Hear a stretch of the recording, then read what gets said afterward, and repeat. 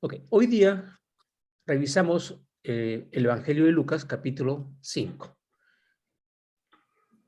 Tenemos que acordarnos una cosa, cuando revisamos los evangelios, son 4 personas que lo usan, ¿no? Hay más evangelios que no tenemos en la Biblia, pero en sí tenemos estos 4 evangelios que podemos referir. Ahora, cada uno lo explica en una forma ligeramente diferente, si se han dado cuenta.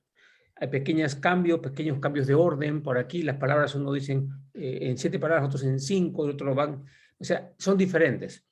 Por si acaso, esos no son errores en el sentido de que son equivocaciones, sino es como un periodista que está relatando un hecho, ¿correcto? Entonces un periodista le añade un poquito de acá, pone una cosa, lo que cada uno le va tocando más, porque en esa época pues no teníamos la cantidad de periódicos, de papel, de lápiz, de imprenta para poder usarlo. Entonces hay pequeñas inexactitudes que no son inexactitudes, sino no son relatos exactamente igual. Los historiadores y los que estudian cosas antiguas dicen que esta es la mejor prueba de que esto no ha sido planeado y trabajado para engañarnos, sino más bien eso evidencia que los relatos son reales, son de corazón, pero obviamente tienen algunas cositas que no relatan todo, ¿no? Entonces, vamos a seguir ahora. Aconteció que estando Jesús junto al lago de Genezaret, que eso queda en la zona norte en Galilea, el gentío se agolpaba sobre él para oír la palabra de Dios. O sea, Jesús tenía obviamente sus dones de sanidad, pero también la gente venía a escucharlo. Hemos leído en otros capítulos, en otros evangelios, que la gente decía que Jesús hablaba con autoridad, no como los escribas y fariseos, que hablaban repitiéndolo, pero no con la autoridad, porque Jesús es la palabra, ¿no? Se agolpaba. Como se agolpaban y no le dejaban espacio, dice que vio 2 barcas que estaban cerca de la orilla del lago, y los pescadores, habiendo descendido de ellas, lavaban sus redes. O sea, habían acabado su trabajo y estaban limpiando las redes para prepararse para la siguiente vez que vayan. Y entrando en una de aquellas barcas, la cual era de Simón, que luego se llamó Pedro, le rogó que la apartase de tierra un poco, y sentándose enseñaba desde la barca a la multitud.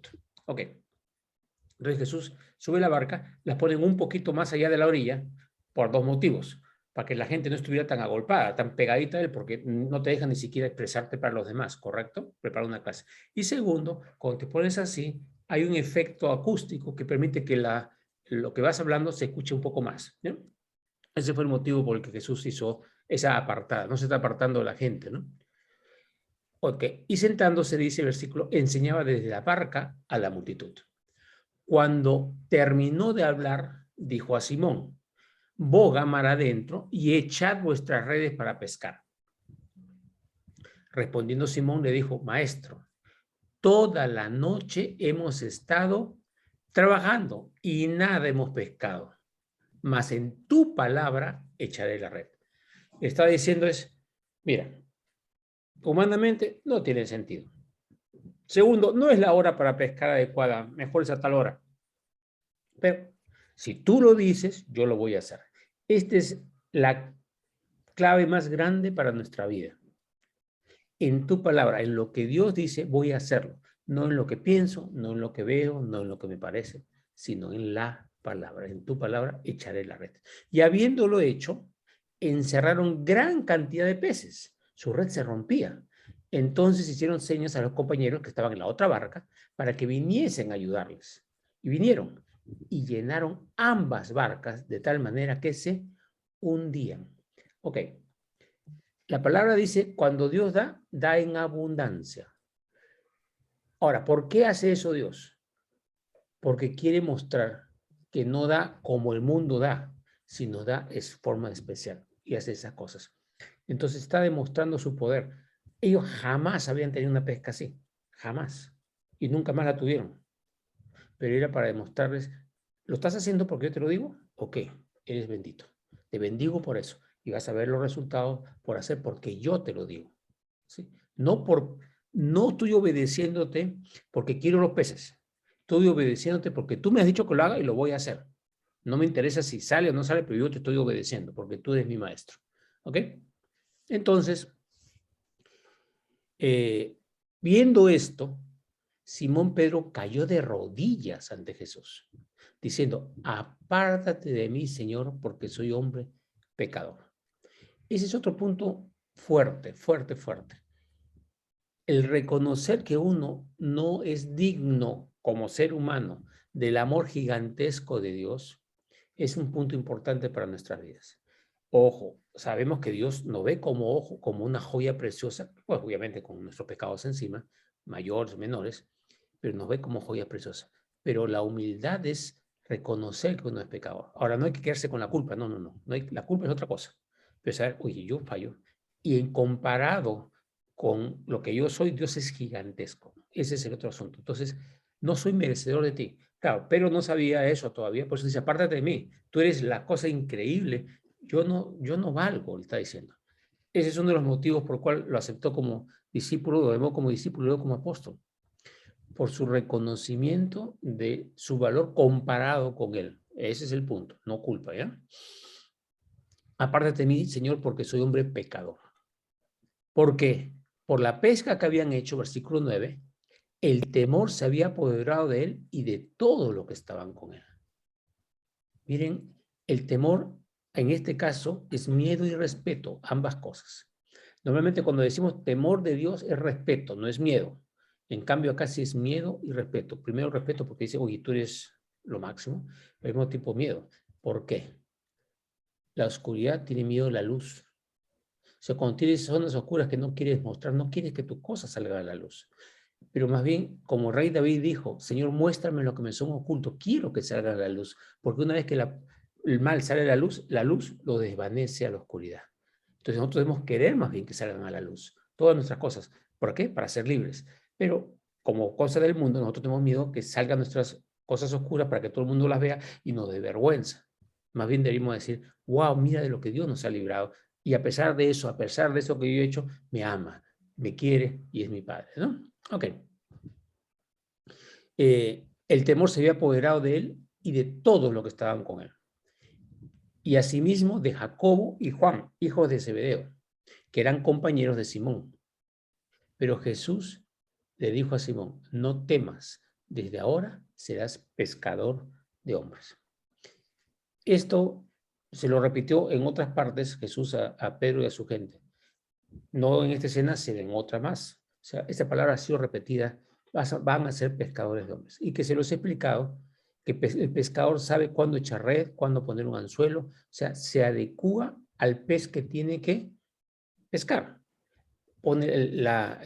Hace de la forma que el pez caiga en la red, en el anzuelo, lo que sea. Entonces nosotros también tenemos que acomodar las cosas para que la gente nos reciba y reciba el mensaje de Jesús, el mensaje de nuestro Dios Padre, para poder entrar en ellos, ¿no? Entonces el asunto del pescador de hombres es eso. Y es una característica que todos debemos tener. Y cuando trajeron a tierra las barcas, dejándolo todo, lo siguieron. Le siguieron a Jesús. En otras dicen que lo llamaron después, en otro momento. Nuevamente le digo, alguien escuchó una parte de la historia acá, otro escuchó otra parte de la historia y le van contando por pedazos. Y esos pedazos contados junto con todos los otros evangelios nos dan una mejor idea. Pero el hecho es que Dios les hizo la señal de los peces y los llamó como discípulos. De eso no hay ninguna duda. Muy bien. Ahora, en otro evangelio dice que lo hizo el día siguiente. Pero la idea es que lo hizo y lo siguieron a él cuando lo llamó. Seguimos avanzando. Versículo 12. Sucedió que estando él, Jesús, en una de las ciudades, en Galilea, se presentó un hombre lleno de lepra, el cual viendo a Jesús se postró con el rostro en tierra y le rogó, diciendo, Señor, si quieres, puedes limpiarme. Ok, la traducción acá pierde un poquito de fuerza. Si tú quieres hacerlo, yo sé que tienes el poder para hacerlo. Puedes limpiarme y quiero y te doy permiso para que hagas lo que tengas que hacer en mi vida. Entonces, versículo 13, extendiendo la mano, Jesús le tocó diciendo, quiero, se limpio, y al instante la lepra se fue de él. Miren, acá hay varias cositas que hay que analizar.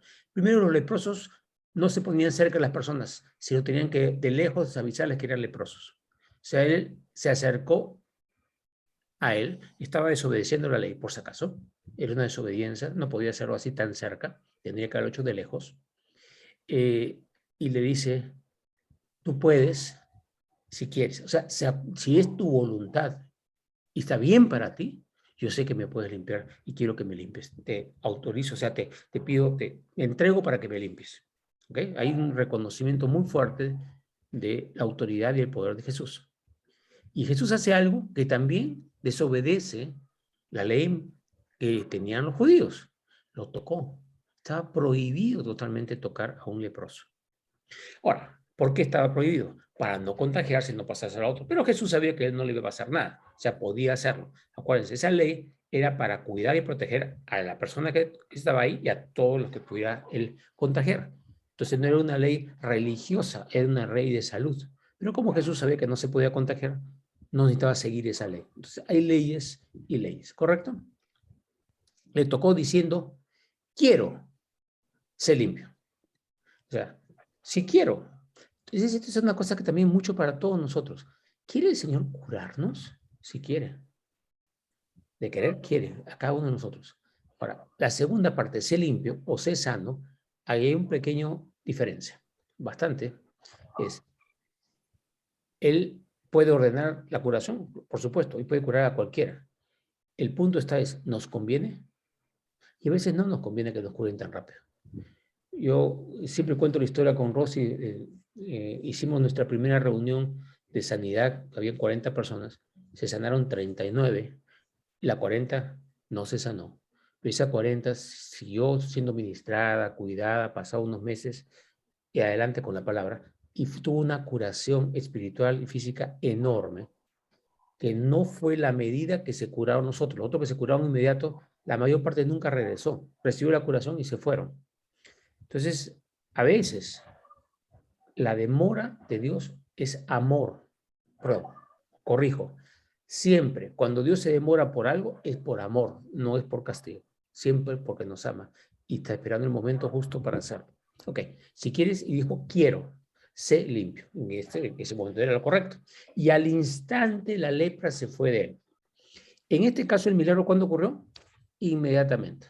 ¿Se acuerdan cuando habían el grupo de leprosos, que eran 10, y le dijeron, Señor, cúranos? Y Jesús le dijo, vayan a mostrarse al sacerdote, y dice la palabra, y mientras iba fueron curados. O sea, no se curaron en ese instante, sino cuando obedecieron y fueron más allá. O sea, fíjense que a veces Dios hace la curación inmediata, a veces la hace cuando obedecemos ciertas cosas. Hay muchas cosas más. No va a ser el tema de conversar ahora todo sobre sanidad, pero fíjense, esta es una de las formas en que Jesús curó. Y al instante la lepra se fue de él. Y él le mandó que no se lo dijese a nadie, sino ve, le dijo, muéstrate al sacerdote y ofrece por tu purificación, según mandó Moisés, para testimonio de ellos. Entonces le está diciendo que cumpla lo que dice la ley. Cuando alguien se curaba de lepra tenía que hacer eso, esa cosa que Jesús le estaba mandando. Pero Jesús le mandó no para que cumpliera la ley por la ley, sino para que fuese testimonio. ¿Qué es testimonio? De su curación. ¿Para qué? Para que vean que Dios actúa, se mueve y está vivo y está haciendo cosas que no podemos hacer los hombres. ¿Sí? Muestras para testimonio de ellos, no para testimonio mío. Para testimonio significa para que ellos puedan creer, para que se les abran los ojos. Jesús cura por amor a la persona y cura para que el poder de Dios se vea y para que la gente se acerque a Dios, crea en él, ¿no? Pero, a pesar de dijo que no haga nada, su fama se extendía más y más. Claro, curaba enfermos, hablaba con autoridad, y ¿cómo se llama? Se producían sanidades, etcétera, etcétera, ¿no? Su fama se extendía más y más y da de comer a los hambrientos también. Y se reunía mucha gente para oírle y para que le sanase de sus enfermedades. Miren, esto es algo importante.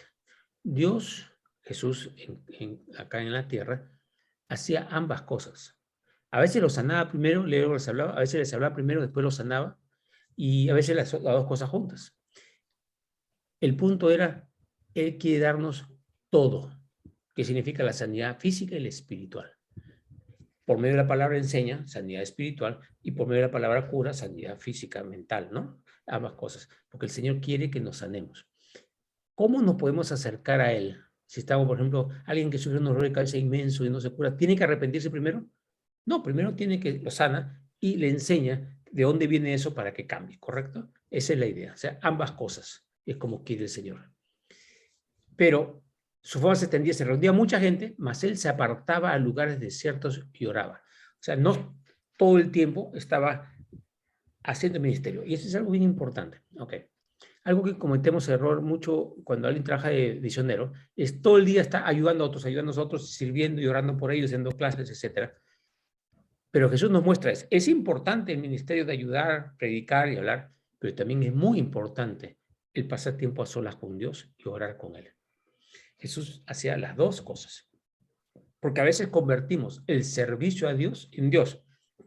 En vez de pasar tiempo con Dios, pasamos tiempo haciendo las sanidades, las curaciones y dejamos de lado el primer amor, como dice en la carta, en Apocalipsis, tengo una cosa contra ti, que has dejado tu primer amor. Todas las cosas perfectas, lindas, pero has dejado tu primer amor. El primer amor es pasar tiempo con el Señor, pasar tiempo con el librar, ¿no? Ok, seguimos avanzando. 17. Aconteció un día que él estaba enseñando y estaban sentados los fariseos y los doctores de la ley, que se llaman también escribas en otra parte, los cuales habían venido de todas las aldeas de Galilea. O sea, una cosa que fue bastante visible, de Judea y de Jerusalén. O sea, se congregó mucha gente. Y el poder del Señor estaba con él para sanar. O sea, había mucha demostración de sanidades. ¿Se acuerdan que cuando estuvo en Nazaret, y lo hemos contado, no pudo curar a muchos? O sea, Dios tiene capacidad de curar, Jesús tiene capacidad de curar a todos, echar fuera demonios, todo. Pero en Nazaret no pudo curar a nadie, porque no creían en él, no aceptaban eso y no venía la sanidad sobre las personas. Pero fíjense acá, en ese momento había un gran, el Espíritu Santo estaba haciendo el don de sanidad muy fuerte en ese momento, ¿no? Y el poder del Señor estaba con él para sanar, el poder de Dios estaba con él para sanar. Y sucedió que unos hombres que traían en un lecho a un hombre que estaba paralítico, procuraban llevarle adentro y ponerle delante de él. Pero no hallando cómo hacerlo a causa de la multitud, subieron encima de la casa y por el tejado le bajaron con el lecho, o sea, con la, ¿cómo se llama esto? La camilla, ¿no? Y varón, no podían avanzar, entraron por la camilla, hicieron un hueco en el techo, poniéndolo en medio delante de Jesús. Bajaron, pero pusieron delante de Jesús. Y hasta ahí que estaba mostrando personas que estaban muy interesados en este paralítico, sumamente interesados, querían que Jesús lo curara. O sea, hicieron todo el esfuerzo posible, hicieron más allá de lo que normalmente se hacía. Muy bien. ¿Qué significa eso? Sé que esto es importante, que esa persona lo puede ayudar, eso es fe. ¿Okay? Entonces, al ver la fe de ellos, cuidado, al ver la fe de ellos. Muchos dicen, este es un hombre de fe porque ha estudiado mucho la palabra, conoce los, ¿cómo se llama? Los escritos, conoce los evangelios, conoce las cartas, se las sabe en memoria, sabe orar. A eso no se estaba refiriendo Jesús con fe. Fe es, creemos que tú puedes hacerlo. La misma fe del ladrón cuando dijo, Señor, acuérdate de mí cuando estés en tu reino. No era conocimiento de la palabra, era creer que Jesús era en ese momento el Mesías, era la autoridad y para nosotros es nuestro Salvador, ¿no? Esa es fe. Al ver la fe de ellos, le dijo, hombre, tus pecados te son perdonados. Entonces los escribas y los fariseos comenzaron a cavilar diciendo, ¿quién es este que habla blasfemias? ¿Quién puede perdonar pecados sino solo Dios? Ok, es verdad. Lo que estaba diciendo es verdad. Solamente Dios puede perdonar los pecados. Entonces está diciendo, ¿qué está haciendo este pata? Esto es una blasfemia, a menos que sepan que era Dios, ¿no? Jesús entonces, conociendo los pensamientos de ellos, don de ciencia, respondiendo les dijo, ¿qué caviláis en vuestros corazones? ¿Ya? ¿Qué estaba haciendo? Estaba mostrando que estaba lleno del poder de Dios y podía saber lo que las otras personas pensaban. Ese es un don enorme, ¿no? Eso no cualquiera lo tiene. Entonces estaba mostrando el poder y la gloria de Dios en ese momento también. Que Cabilá se mostró corazones. Y le dice, ¿qué es más fácil decir? ¿Tus pecados te son perdonados o decir levántate y anda? Ok. Acá, ¿qué es más fácil decir? Si lo entendemos mal, no vamos a captarlo. ¿Qué cosa es? Yo digo, son 5 soles o son $20. Decirlo no cuesta nada. O sea, no está hablando de qué es más fácil pronunciarlo, sino qué es más fácil decir. O sea, cómo sé que, cómo la gente puede saber si es verdad. Yo digo, ando con una ropa toda sucia, digo, yo tengo $1.000.000 o tengo solamente 2 dracmas. ¿Cuál me van a creer? Si estoy mal vestido, los dracmas, ¿no es cierto? Entonces, al mismo tiempo, ¿qué es más fácil decir? ¿Tus pecados te son perdonados? ¿Cómo vas a saber si realmente le perdono los pecados o no? No puedes verlo, o sea, no puedes comprobar que le han sido perdonados los pecados, ¿correcto? Pero dices, pero levántate y anda. Si yo digo los pecados son perdonados, ¿cómo lo demuestro? ¿Cómo no lo demuestro? No puedo. Pero si te digo levántate y anda y caminas, estoy demostrando. Pero si no caminas, estoy diciendo que soy una falla. Entonces, ¿qué era más fácil decir? Más fácil de decir es, tus pecados te son perdonados. Para el mundo, ¿no es cierto?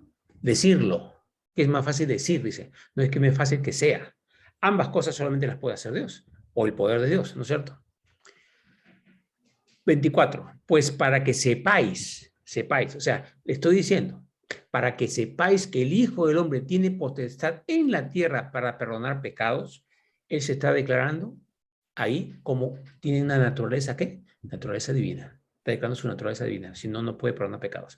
Pues para que sepáis que el Hijo del Hombre tiene potestad, poder en la tierra para perdonar pecados, le dijo al paralítico, a ti te digo, levántate, toma tu lecho y vete a tu casa. Al instante, levantándose en presencia de ellos y tomando el lecho en que estaba acostado, se fue a su casa glorificando a Dios. Acá hay, ¿por qué Jesús hacía las cosas así? Porque cuando tú haces las cosas como pescador, tienes que atraer al pescado. Algunos se atraen con chistes, otros con canciones, otros con palabras difíciles, otros más bien con signos de cariño. Cada uno cae diferente. ¿Estaba ante quién? Ante escribas, ante fariseos, ante doctores de la ley. ¿Cómo tenía que atraerlos? Por cosas de la palabra que eran muy, muy marcadas, para que pudieran abrir su mente y despejarse para que pudieran creer. Algunos fariseos creyeron en Jesús, como Nicodemo y varios más lo seguían en secreto, pero seguían a Jesús. Pero para estos tenía que ser una forma de llegar completamente diferente al pueblo en general, porque es diferente carnada, ¿sí? Entonces, ¿por qué no le dijo, levántate, anda y punto? Levántate, toma tu lecho y vete a tu casa. O sea, y se lo llevó, ¿no? Se fue, tomó el lecho que estaba acostado y se fue a su casa glorificando a Dios. Eso también es simbólico, lo del lecho, porque si lo hubiera dejado ahí, es como dejé tirado esa cosa. Al llevarse a su casa es, le estoy llevando el recuerdo de lo que estaba pasando, de lo que Dios me ha sacado. Que eso es algo importante. Dios te ha curado de algo, Dios te ha librado de un temor, algún familiar tuyo está en problemas y ahora ya no está, has encontrado paz. Es importante acordarse de dónde lo ha sacado uno Dios. ¿Por qué? Porque así estamos agradecidos, así tenemos claridad en nuestra mente, porque tendemos a ser muy desagradecidos y si no tenemos esas cosas nos olvidamos. Algunas personas, los errores que han cometido los colocan como, en vez de diplomas, con los éxitos que he logrado, es de dónde me ha sacado Dios. Y eso es algo que debemos hacer, de dónde me ha sacado Dios. Y cuando nos acordamos de eso, podemos tener mucho más poder del Espíritu de nosotros. ¿Sí? Este es un versículo que nos ayuda a pensar en eso. Muy bien. 26. Y todos, sobrecogidos de asombro, glorificaban a Dios y llenos de temor decían, hoy hemos visto maravillas. Este es otro dato pues importante. Nuevamente, Dios no es un granito de arena. Dios es el creador del universo, es todopoderoso, es amor, es misericordia. ¿Y cómo tenemos que mostrar a Dios? Poderoso, misericordioso, lleno de amor, o sea, siendo la maravilla del universo, porque es lo que es, siendo nuestro Padre. Entonces tenemos que mostrar su poder, su gloria, no nuestra sabiduría, no nuestro conocimiento, su poder y su gloria. Entonces, eso es lo que estaba haciendo Jesús, estaba usando eso. Y ahora, acuérdense, que Él nos dijo que mayores obras haríamos porque Él iba al Padre y que podíamos lograr muchas cosas, como hicieron los apóstoles, que habían visto a Jesús, así hacía Jesús, así también hago yo, y sucedían los milagros. Igual, ¿sí? Seguimos. Versículo 27. Después de estas cosas salió y vio a un publicano, que recordamos que publicano es cobrador de impuestos, y que no era querido por nadie. El domingo y ayer lunes Rosy habló sobre Zaqueo, que era un cobrador de impuestos, un publicano, pero este es otro. A Zaqueo lo recibió en su casa, se convirtió, pero este no. Y se llamaba Leví, sentado al banco de los tributos públicos, y le dijo, sígueme. Y dejándolo todo, se levantó y le siguió. Este es Mateo, ¿ok? Este Leví es Mateo, el que escribió el Evangelio de Mateo. Él sencillamente, posiblemente ya había escuchado de Jesús y todo, ¿no? Pero lo llama y dice, de esta no me la pierdo. Acuérdense, Mateo era un hombre con plata. Todos los publicanos tenían plata porque recibían por trabajar para el Estado romano y una coimisión por lo que estaban haciendo. Generalmente manejaban dinero. Tenían buen estado social, económico. No eran amados para nada para su pueblo porque eran despreciados por ese lado. Pero el momento que Jesús lo llama, dice, yo dejo todo. Y dejándolo todo, se levantó y le siguió. Y Leví le hizo gran banquete en su casa. Y había mucha compañía de publicanos, o sea, un montón de otros, igual que él, despreciados por los judíos, y de otros que estaban a la mesa con ellos. Y los escribas y los fariseos murmuraban contra los discípulos diciendo, ¿por qué coméis y bebéis con publicanos y pescadores? Y pecadores, perdón. Entonces, estaban ahí y decían, oye, ¿por qué hacen esa barbaridad? Esto es inicuo, esto es basura. ¿Cómo se les ocurre sentarse con esta porquería de gente? Lenguaje actual. Y Jesús respondiendo, ojo, que no le habían hablado a Jesús, pero como se acuerdan que Jesús sabía lo que estaban pensando en sus corazones, le dice, respondiendo, Jesús les dijo, los que están sanos no tienen necesidad de médico, sino los enfermos. No he venido a llamar a justos, sino a pecadores al arrepentimiento. Vamos, ellos todos eran conscientes de que eran pecadores, aceptaban que eran pecadores y Jesús vino a ellos para ayudarlos.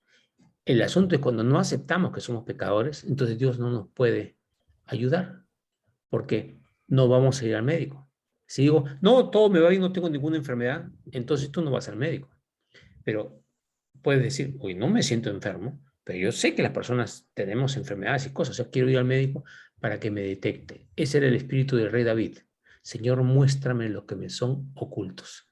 ¿Sí? Entonces, no hay ningún justo, dice la palabra, ningún justo, solamente Dios. ¿No? Entonces, debemos saber que necesitamos médico. Todos necesitamos médico. Y ese es el asunto, ese lo estaba diciendo, porque en la palabra judía, en la ley mosaica y en el Torah, eso se había explicado, que no había ningún justo. Entonces, yo no he venido a llamar a justos, no hay, ninguno de ustedes lo son tampoco, pero ellos reconocen que son pecadores y por eso los estoy ayudando. Y ustedes también pueden eso, ¿no? Ok. 33. Entonces, ellos le dijeron, ¿por qué los discípulos de Juan ayunan muchas veces y hacen oraciones?